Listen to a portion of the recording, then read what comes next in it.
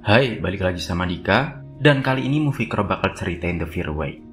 Mengisahkan tentang pasangan suami istri yang melewati jalan di tengah padang pasir. Keduanya berencana menuju ke tempat orang tuanya, namun kejadian aneh tiba-tiba terjadi. Nah, gimana kisahnya? Langsung aja kita masuk ke ceritanya, guys.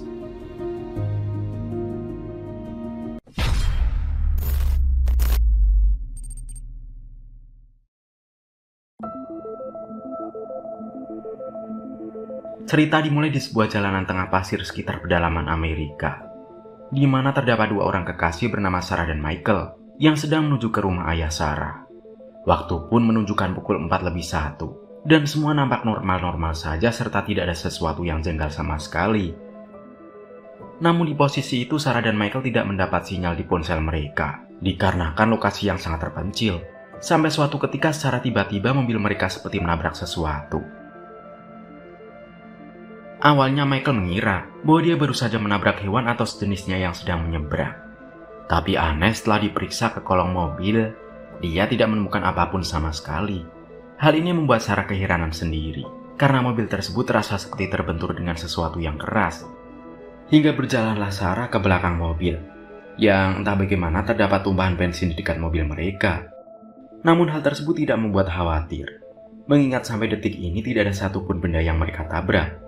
Hanya saja disinilah Sarah bersama Michael tak sadar bahwa mereka mulai diikuti oleh sosok misterius dari kejauhan, di mana sosok itu menggunakan mobil hitam, serta selalu membuntuti Michael dari jarak yang sangat dekat. Pada awalnya Michael mengira bahwa orang itu adalah anak muda biasa yang hobi ugal-ugalan. Sarah juga beranggapan jika mobil tersebut hanya iseng mengajak balapan. Namun beruntung tak jauh dari posisi mereka terdapat rest area yang bisa mereka gunakan untuk menepi. Di mana saat itu juga si penguntit tidak lagi berminat untuk membuntuti mereka. Dan di fase inilah secara bersamaan Michael langsung berdebat keras, dikarenakan Michael berpikir jika orang tadi adalah pembunuh bayaran. Lalu mampirlah mereka ke kedai kecil yang ada di sana. Saat dimasuki, kedai ini benar-benar sepi. Di dalamnya pun hanya terdapat beberapa orang pelanggan yang terlihat lesu dan lemas. Tidak diketahui kenapa mereka semua begitu. Tapi yang jelas Michael beserta Sarah langsung disambut oleh seorang pelayan. Belum apa-apa si pelayan pun berkata bahwa dia sangat bersyukur bisa melayani orang yang sangat ramah seperti mereka. Sehingga Michael dan Sarah pun langsung merasa tersanjung, di mana sebagai hadiahnya mereka mendapatkan 2 buah koin yang bisa digunakan untuk memutar lagu favorit di kedai tersebut. Sontak saja rumah makan yang tadinya terasa sepi, kini terasa jauh ceria. Namun di luar sana si penguntit masih saja menanti keberadaan mereka berdua. Dia terlihat menunggu dengan sabar, selagi sepasang kekasih tersebut masih menikmati momen keseruan mereka di dalam kedai itu. Grilled cheese and bacon to go, please. Lucky lady. Sebelum pergi, Sarah merasa iba kepada sang juru masak yang ada di rumah makan tersebut. Dia kemudian memberikan segulung uang karena si koki benar-benar mirip dengan sosok ayahnya. Singkat cerita, berangkatlah mereka berdua untuk melanjutkan perjalanan, yang mana sekarang giliran Sarah untuk mengemudi. Sedangkan Michael akan beristirahat. Namun tiba-tiba mobil mereka terasa seperti menabrak sesuatu untuk kedua kalinya. Tapi di momen ini Michael tidak memeriksa kolong mobil lagi, karena ada suatu keanehan yang baru disadari oleh Sarah. Karena tempat ini adalah tempat yang sama, di mana mereka sempat merasa menabrak sesuatu sebelumnya. Dengan penuh rasa kaget dan heran, Michael bersama Sarah pun hanya bisa bertanya-tanya, sebenarnya mereka sedang mengalami apa. Turned around? On a straight, I turned the right way, Michael. You saw me. Di sisi lain, si manajer rumah makan terlihat berbincang bersama koki dan juga si pelayan. Manajer itu berkata bahwa mereka harus terus menjalankan tugas, seperti yang sudah dijanjikan sebelumnya. Pada poin ini masih menjadi tanda tanya besar. Tugas apa yang sebenarnya dikerjakan oleh mereka bertiga? Didn't forget. How could we?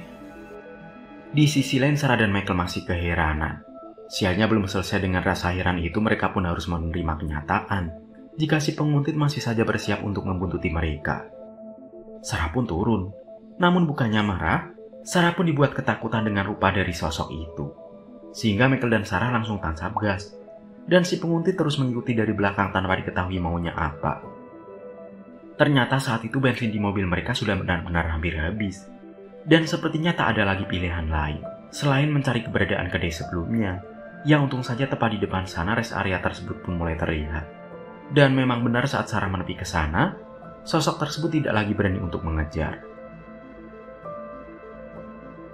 Mereka pun langsung mencari telepon yang sekiranya bisa dipakai untuk menelpon 911. Bukannya membantu, Pihak kepolisian malah menyuruh Sarah untuk beristirahat di rest area, sekaligus mencari kenyamanan di tempat itu.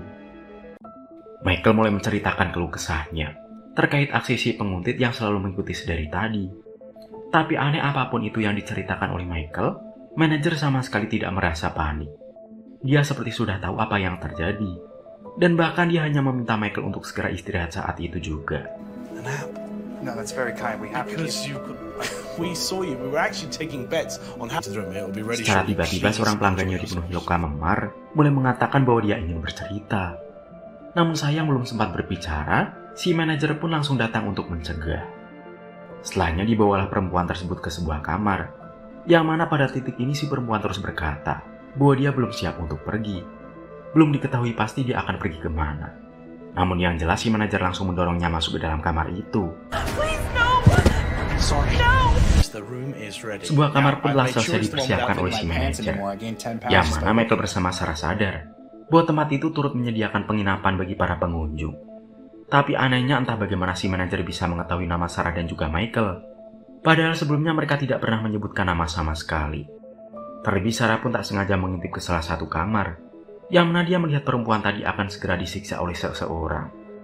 Tak diketahui pasti orang itu siapa, tapi yang jelas firasat Sarah semakin tidak enak. Dan disinilah Sarah segera mengajak Michael untuk pergi secepat mungkin.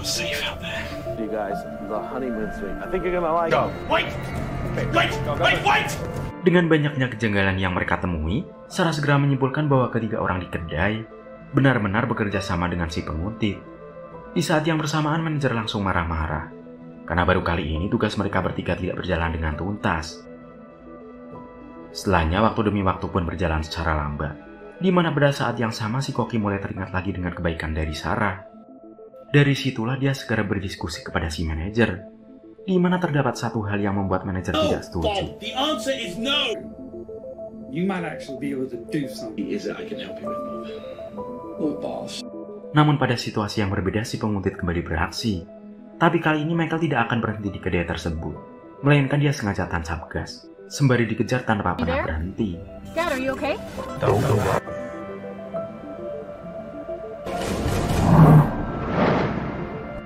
Michael bersama Sarah ingin tahu apa jadinya jika mereka tetap dikejar oleh sosok tersebut.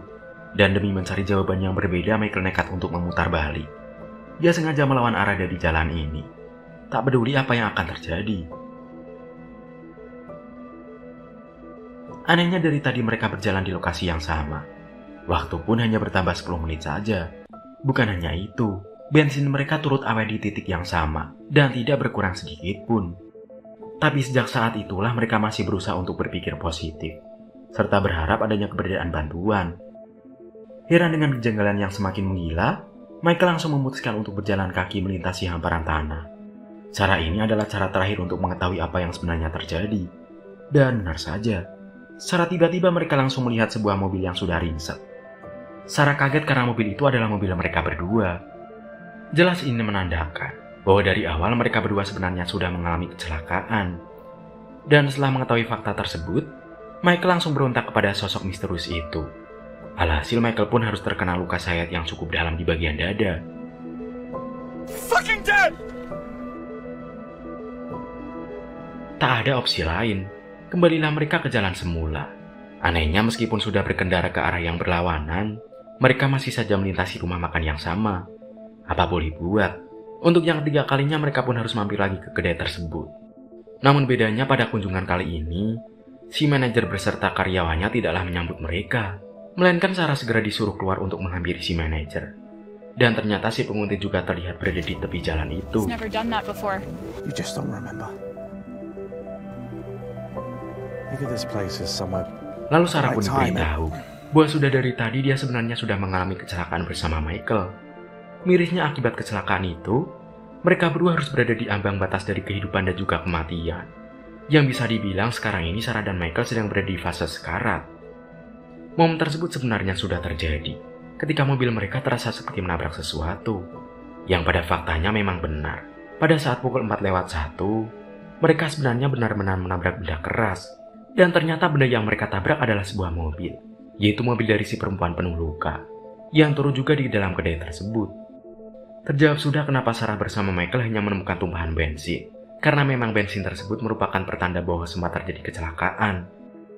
Rest area yang mereka hampiri ini bukanlah sekedar rest area, melainkan tempat ini adalah tempat kenyamanan terakhir bagi orang-orang yang sudah berada di ambang kematian. Di tempat inilah mereka mendapati pelayanan terbaik sebelum benar-benar meninggal. Tak heran jika dari awal orang-orang yang berkunjung menunjukkan wajah lesu dan lemas, karena memang sehabis mendapatkan pelayanan itu, mereka semua akan dibiarkan istirahat di dalam kamar penginapan.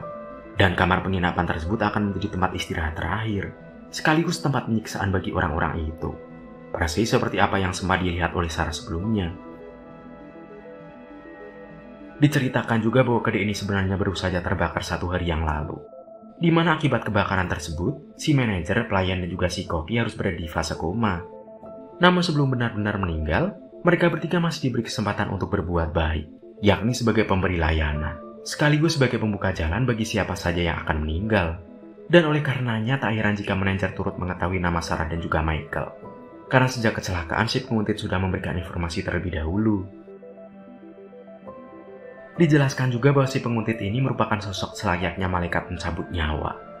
Tugasnya adalah untuk memastikan agar calon mendiang bisa mendapatkan pelayanan terakhir di tempat itu, sehingga dia tak segan-segan untuk terus mengejar, selagi orang-orang terkait masih berkeliaran di luar rest area. Meski pada faktanya orang-orang itu sendiri tidak akan pernah bisa pergi, karena seluruh tempat akan terasa looping atau berulang.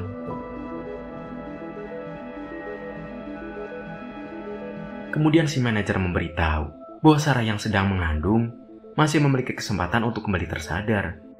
Hal itu sangat mungkin terjadi apabila terdapat satu saksi, baik itu di antara si manajer, si pelayan maupun si koki. Dan siapa sangka atas tindakan kecil dari Sarah, si koki pun bersedia untuk menjadi saksi dan akan menghadapi langsung si malaikat mencabut nyawa agar Sarah bisa mendapatkan lagi kesempatan kedua untuk hidup.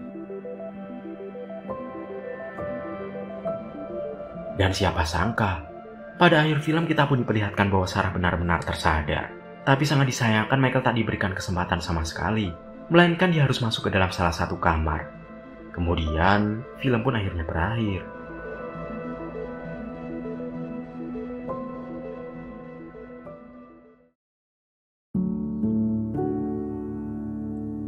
Kita tidak akan pernah tahu guys, dosa sebesar apapun kita, mungkin dengan perbuatan baik sekecil apapun, dapat menyelamatkan kita kelak di akhirat guys. Karena surga yang kita nantikan dapat kita dapatkan karena rahmat Tuhan. Nah, itulah cerita film kali ini guys. Semoga kalian suka sama kisahnya ya. Sampai jumpa di cerita selanjutnya. Gue pamit. Dadah semuanya.